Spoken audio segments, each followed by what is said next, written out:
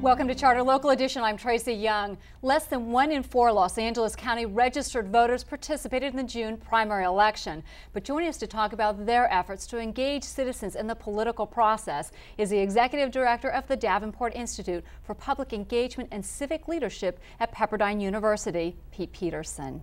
Nice to have you with us, Pete. Great to be here. When I saw those numbers, I mean, I realize we've had years where it's been actually in the teens, but that's still, you know, when you have less than 1 in 4 Angelenos participating, what does that tell you about the outcome of an election? Yeah, it's difficult to call that representative, right? And it is different. It's difficult to take a look at that, especially in light of the 2008 election, which had a fairly high turnout, sure. And to see that drop off.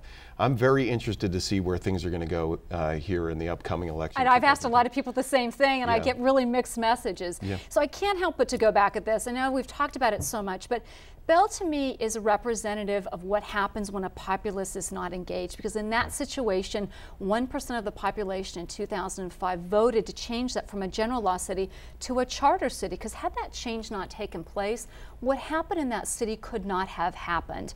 So I guess it gets back to public engagement. Tell me about what your institute is doing and why you think it's important. Well, just to address Bell, I think you see that exactly right, that obviously there was great malfeasance carried out by the folks that were leading that city, but at the same time there is a responsibility placed. Where were the citizens? Exactly, and at the same time, Rick Cole, who's the city manager of Ventura, recently wrote a LA Times op-ed proposing that maybe the city of Bell should be consolidated with other cities.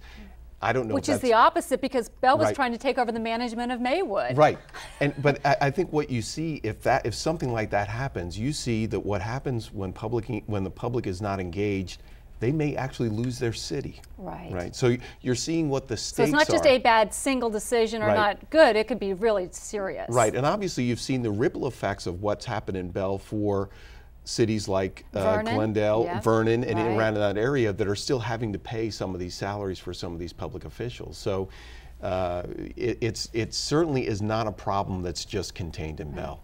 There's something I'm hearing called the new normal, and I can't help but think, if I look at the LADC, Beacon Economics, UCLA Anderson, even your school, all economic think tanks are saying the same thing. Most likely California is not going to come out of this recession until sometime probably 2012. So revenues are going to be down. What is the new normal in relation to that? Well, I think it was Stephen Goldsmith, who's at Harvard, former mayor of Indianapolis, who has probably most popularly dubbed this term new normal.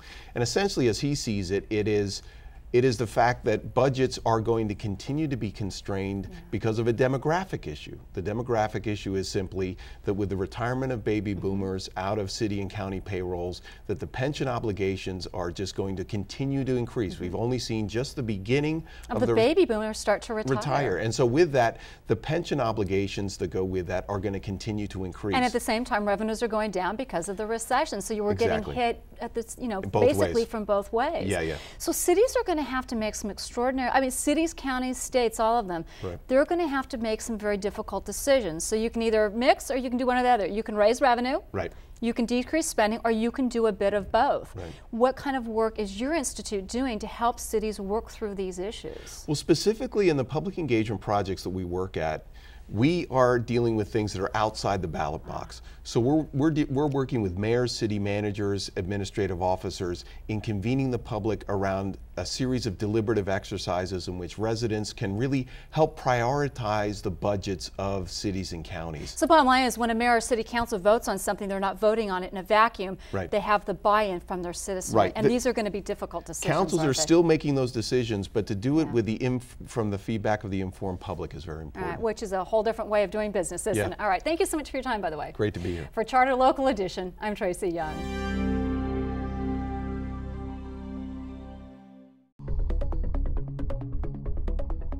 California cable providers are making it possible for you to educate yourself by bringing you live gavel-to-gavel coverage of the 3 branches of state government. Watch your legislators, governor, and Supreme Court as they discuss and enact laws that affect your life, your family, and your profession. For politics and public affairs that shape California, watch the California Channel.